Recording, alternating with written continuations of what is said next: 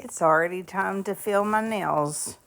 So we're going to start by filing them down and doing a dehydrator and more dehydration. Make sure you keep it off your cuticle. Done that on all 10 fingers. Now I'm going to do a base coat on my thumbs and just cure the 2 thumbs. And then I'm going to do the 4 and just put the 4 fingers in at a time.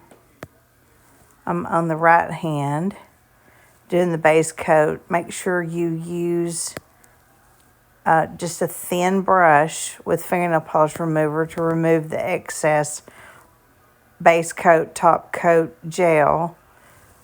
It's going to drip a little bit, so you clean around it so that it doesn't lift in a couple of days.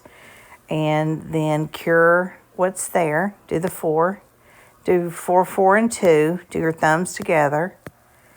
Just keep going. I did this retouch. I guess not really a retouch, but a feel. One of them had to have a whole gel polish along that little pinky because it had popped off. But it took me about 30 minutes to do this, and I think it would have taken less time had I not been trying to record it. Anyway, get it all cleaned up. Again, cure it. And finish it off with a top coat. I have had that top coat now and base coat nearly 6 years.